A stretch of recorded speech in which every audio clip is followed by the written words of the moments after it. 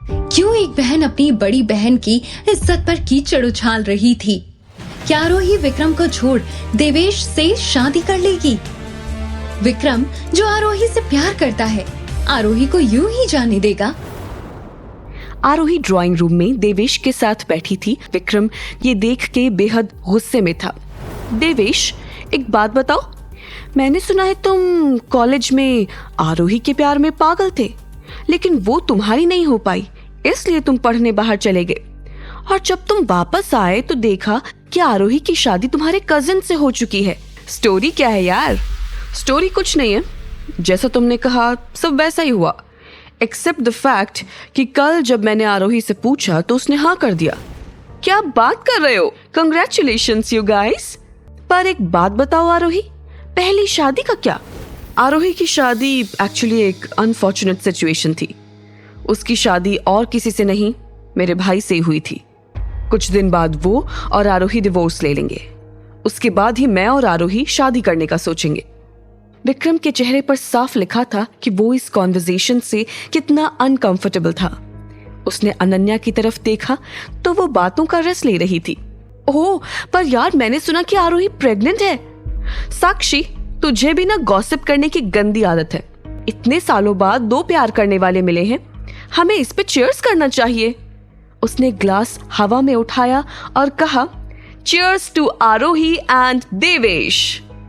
ये सुनते ही विक्रम खड़ा हो गया और बाहर की तरफ जाने लगा। मुझे थोड़ी घुटन सी फील हो रही है, मैं आता हूँ। आरोही को विक्रम की बात सुनकर लगा कि शायद उस दिन की तरह ही उसकी तबीयत खराब हो रही है, तो वो भी उठ के पीछे पीछे जाने लगी। कहाँ जा रही हो आरोही?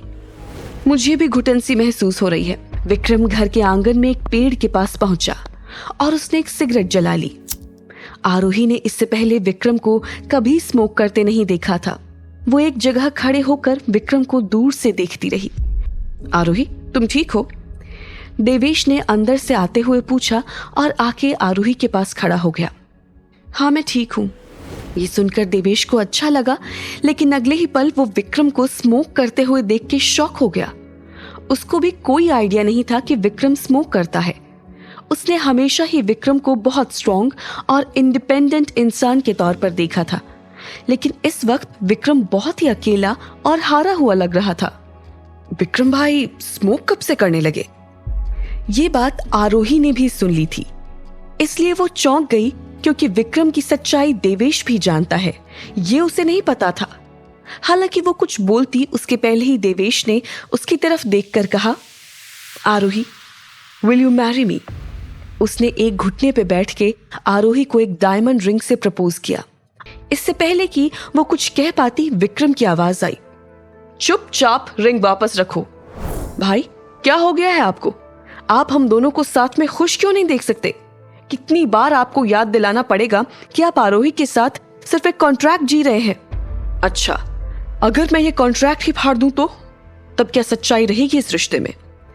और अनन्या के पेट में जो बच्चा पल रहा है उसका क्या? ये सुन के विक्रम चुप हो गया। आरोही भी आगे सुनने की हिम्मत नहीं रखती थी, इसलिए वहां से बिना कुछ बोले चली गई। भाई, क्या हो गया है आपको? आप इतने अनरीजनेबल कभी नहीं थे। जब से मैं वापस आया हूं, आप कुछ अजीब सा बिहेव कर रहे हो। आरोही भी जब आपके आसपास होती है अजीब सा बिहेव करती है। क्या हो गया है भाई? मुझे लगता है मुझे आरोही से प्यार हो गया है। प्यार नहीं है, ये ओछापन है। प्यार होता तो आप दूसरी शादी क्यों करते? शादी और प्यार में बहुत फर्क होता है देवेश। शादी एक मजबूरी या एक कॉन्ट्रैक्ट हो सकती है, प्यार कोई कॉन्ट्रैक्ट या मजबूरी नहीं समझता।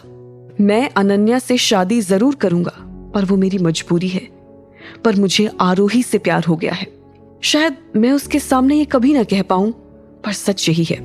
पर भाई, अनन्या के साथ शादी तो सूर्यकांत जी की आखिरी ख्वाहिश है ना, उसका क्या करेंगे?